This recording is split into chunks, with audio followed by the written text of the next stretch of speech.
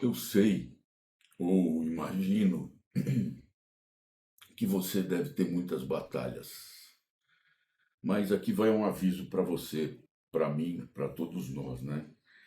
A gente não precisa vencer essas batalhas. Deus já entrou nelas por você. Eu vou contar uma história aqui do rei Ezequias. Tem algumas histórias parecidas na Bíblia, onde Deus batalha por você. Basta você permitir que ele faça isso. Pedir e permitir. Esse contexto histórico que a gente vai falar está lá em Isaías, capítulo 36, 37.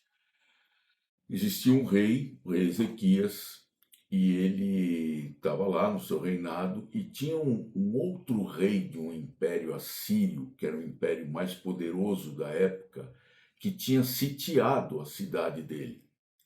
E estava ameaçando tomar a cidade, e, enfim, é uma guerra, né? Era o rei Senaqueribe. E esse rei não só estava ameaçando tomar as terras dele, né, a nação dele, mas ele ainda tirava uma do nosso Deus. Ele chegava lá, ele mandou lá um general dele lá, falou, ó, vai lá e fala para os caras lá que se vocês estão confiando no seu Deus, que Deus é esse que você acha que vai me vencer? Né? Os deuses, lá antigamente tinha, eu já comentei aqui, tinha muitos deuses pagãos, né? Que eram deuses lá que eles esculpiam, às vezes na pedra, na madeira, sei lá onde, e adoravam aquele deus, né? Harmate, Ramate, Farfade, eles tinham os deuses deles lá. Ele falou assim: nenhum deus de nenhuma outra nação conseguiu me derrotar. E isso era um fato. Era um fato. Então, ele ia lá e afrontava o nosso Deus, né? O Deus de Israel da época, que é o nosso Deus até hoje, né? E aí o povo ficou com medo e Ezequias ficou com medo também. Ezequias falou: pô, e agora? O cara é muito grande, ele tem um exército enorme. A gente não dá conta. Ele ficou realmente com medo. Então, o que eles zombavam, né? Esse Rabzaque aí, que era o general desse Senaqueribe, zombava. Falava, pô, tá, quer ver? Eu vou ler um texto aqui, está em Isaías 36, 18 a 20, que ele falava assim: olha, não deixeis que Ezequias vos engane, dizendo: o Senhor nos livrará. Por acaso os deuses das nações puderam livrar suas terras das mãos do rei da Síria? Onde estão os deuses de Ramate, de Arpade? Onde estão os deuses de Sepharvaim? Por acaso eles livraram Samaria da minha mão? Quais de todos os deuses dessas nações livraram sua terra das minhas mãos?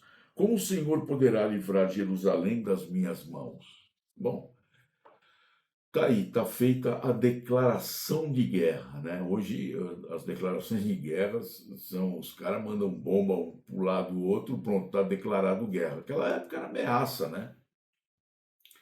E o que Ezequias faz então? Qual foi a atitude de Ezequias? Ezequias, ele foi lá, a primeira coisa que ele fez, ele foi colocar isso diante de Deus. Ele orou para Deus isso. Quer ver? Está em Isaías 37. Eu não vou ler tudo, está de 14 a 20. Mas ele fala assim: olha, quando recebeu as cartas das mãos dos mensageiros, as leu. Ezequias subiu ao templo do Senhor, estendeu-se diante do Senhor e orou ao Senhor. Aí vai aqui a oração dele: ó Senhor dos exércitos, Deus de Israel, tu que estás sentado acima dos querubins, dos querubins, tu, só tu és o Deus de todos os reinos da terra. Tu fizeste o céu e a terra. E aí ele vai. Aí chega no 20 e ele fala: ó Senhor nosso Deus, agora livra-nos da sua mão, da mão do Senaqueribe, para que todos os reinos da terra saibam que só tu és o Senhor. Então a primeira atitude que Ezequias fez foi orar. Ele não foi com força humana, ele não chamou os generais dele: ô, vem cá, vamos fazer uma estratégia aqui, nós somos menores, somos é, estamos em menos números, não temos tantas armas, então vamos colocar aqui, vamos fazer uma estratégia que nem a gente vê muitas vezes em filme. Não, ele não fez nada disso. Ele orou e entregou a situação ao Senhor. E naquela época, o profeta Isaías era o intermediário ali entre Deus e Ezequias, né? O intermediário, ele era o oráculo, né? Quer dizer, quando Deus queria falar alguma coisa para Ezequias, ele ia por volta pelo meio de Isaías, que era o profeta, né? E aí, lá em Isaías 37:6, ele diz assim, olha, quer ver? Depois de toda essa afronta aí, e que lhes disse: Dizei a vosso Senhor, assim diz o Senhor. Isso Isaías falando lá para Ezequias: Não temas por causa das palavras que ouvistes, pelas quais os servos do rei da Síria blasfemaram contra mim. Deus estava sabendo de tudo que estava acontecendo. Aí ele foi lá e falou para Isaías: Ó, vai lá e fala isso aqui para ele. Não temas, não temas. Quantas vezes a gente já ouviu esse termo de Deus falando não temas? Quando Moisés tirou o povo da escravidão do Egito, não falou para Moisés, não temas. Vede que grandes maravilhas Deus fará. Pô, aí Moisés foi lá e pumba, abre o mar para os caras passarem a pé seco. Enfim, quando Deus fala, não temas. Jesus, quando Jesus veio, aí tinha uma menina lá que estava morrendo, vieram lá os caras falarem, aí veio o pai da menina, Senhor, minha filha tá morrendo, tal, não sei o quê. Jesus vira para ele e fala assim, não temas, crê somente. Foi lá e ressuscitou a filha dele. Enfim, foi o recado que Deus mandou para Ezequias através do profeta Isaías. Então, ele entregou, orou, orou ao Senhor, entregou o problema nas mãos do Senhor e fim de papo. E aguarda, agora você aguarda. Aí o que Deus fez? Aí Deus, é esse texto que eu queria ler com vocês aqui, né? Está em Isaías 37:36. Qual foi o desfecho da história? Então, o anjo do Senhor saiu e feriu 185.000 no acampamento dos assírios. E quando os restantes se levantaram de manhã cedo, todos eles estavam mortos. Olha a providência de Deus. O que Deus fez? Numa noite, ele foi lá e matou 155.000 soldados. Quer dizer, nenhum soldado tirou a espada, empunhou a espada. A vitória veio sem esforço nenhum das pessoas, sem estratégia militar, sem esforço humano, apenas, a gente fala apenas, né? Mas pelo poder de Deus. Ele que foi lá e lutou pelo povo dele. Ele que foi lá e acabou com 185.000 soldados. Você já imaginou isso? Pô, amanhã vai ser um dia, hein? Caramba, olha o acampamento dos caras. Você imagina 185.000 pessoas. Às vezes tem estádio de futebol que é filmado, tem 60.000 pessoas. Você imagina 3 vezes um estádio de futebol lotado de gente ali, soldados sedentos para uma batalha, para ir lá e ganhar a batalha e dominar Jerusalém. E a seguinte, 185.000 mortos, sem esforço nenhum. E aí, como é que fica isso? Então, quando Deus age assim, não tem circunstância, não tem força, não tem nada que você possa resistir. Tem uma passagem em Jó muito legal, em Jó 42, está em Jó 42:2, que Jó fala para Deus assim: Eu sei que nenhum dos teus planos podem ser frustrados. Acabou que é o plano de Deus, é a soberania de Deus. Ele foi lá e acabou com o exército assírio. Acabou, pronto, vamos embora para casa com o rabinho entre as pernas. Você entendeu? Olha que coisa maravilhosa. Agora, ô Marcelo, pô, peraí, aí já é demais. Você tá Tudo bem que isso está escrito na Bíblia, mas meu, não dá para acreditar. Gente, isso é fé. A definição de fé é assim: fé é a certeza de coisas que se esperam e a convicção de fatos que se não veem. Eu vou abrir um parênteses aqui. Eu conheci algumas pessoas que gostavam de estudo bíblico. Hoje em dia eu penso que era mais por um ato social, que vinha encontrar com pessoas que não tinham interesse na parte financeira de ninguém, que eram pessoas legais. Mas algumas dessas pessoas falavam assim: olha, isso aí não serve para mim, isso que está na Bíblia não serve para mim. E quando a Bíblia dá uma definição de fé dessa, que está em Hebreus 11:1, fé é a certeza de coisas que se esperam. Que coisas que se esperam? As promessas de Deus.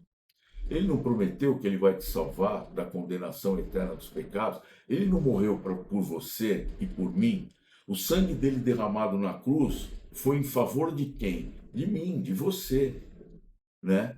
Isso é a certeza de coisas que se esperam, né? Agora, e a convicção de fatos que se não veem? Você viu esse fato aqui no jornal, na televisão ou ao vivo? Não viu. Você viu Adão e Eva? Não viu. Então, é isso que é a fé, é a convicção de fatos que se não veem. Você não viu esse fato e você tem convicção que é verdade. Só que a palavra de Deus, Deus não está brincando com você. Ele é o teu pai, se você quiser. Você será filho dele. Ele não está mentindo, ele não está brincando. Olha o caráter de Deus. Ele não é um Deus de brincadeira, ele não é um Deus falso, ele não é um Deus mentiroso, ele é o justo juiz. E se ele colocou isso aqui na palavra de Deus, é para dar um ensinamento para nós. E a gente está aprendendo aqui. Qual é a lição que a gente tira disso daqui?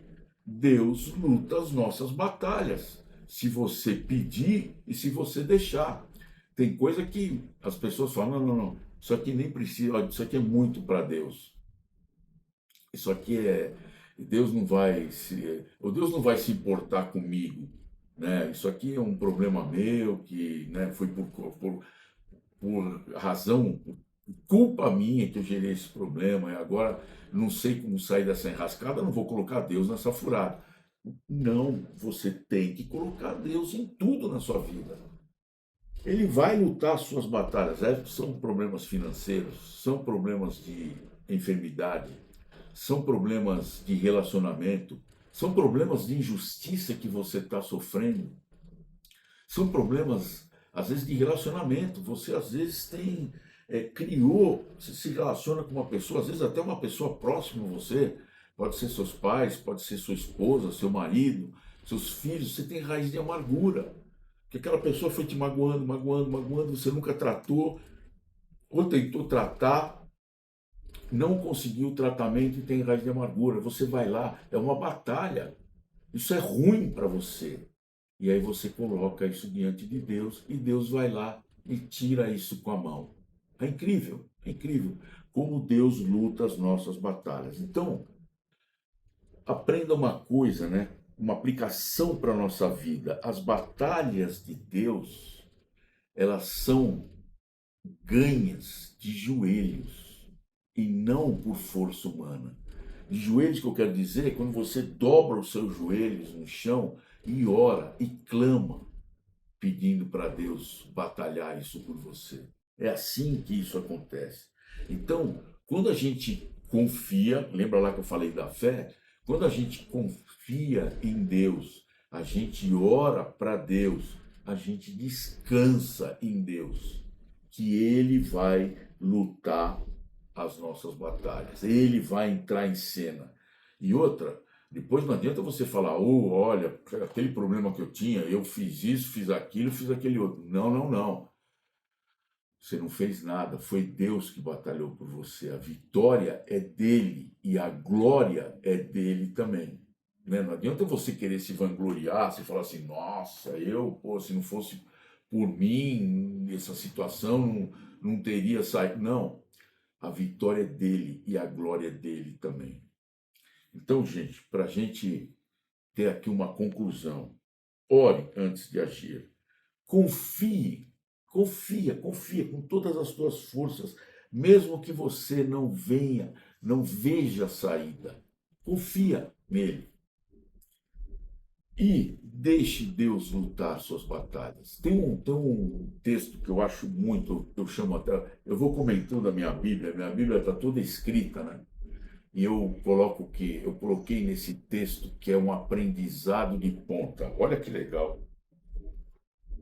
É um caso semelhante, só que com o rei Josafá. Josafá também, tinha os amonitas, os moabitas se juntaram, e mais uns outros povos se juntaram para dominar ele. Eram povos muito semelhantes ao caso aqui. Semelhante ao caso aqui. Aí, olha o que Josafá fez. Ele falou assim, eu chamei isso aqui de aprendizado de ponta. Ó nosso Deus, tu não o julgarás, porque nós não temos força para resistir a essa grande multidão que nos ataca. Nem sabemos o que fazer, porém, os nossos olhos estão postos em ti. É o seu aprendizado de ponta. Você está numa situação sem saída, você não sabe o que fazer. Mas você ora e coloca isso, Senhor, não sei o que fazer, mas os meus olhos estão postos em ti. Ponto. Deixe Deus lutar as suas batalhas. Tá bom, gente? Que o nosso Senhor Jesus Cristo amado, que morreu por nós naquela cruz, possa nos dar sabedoria, entendimento e nos ajudar nas nossas batalhas do dia a dia, Pai. E é no nome dele que nós te oramos. Amém, Senhor.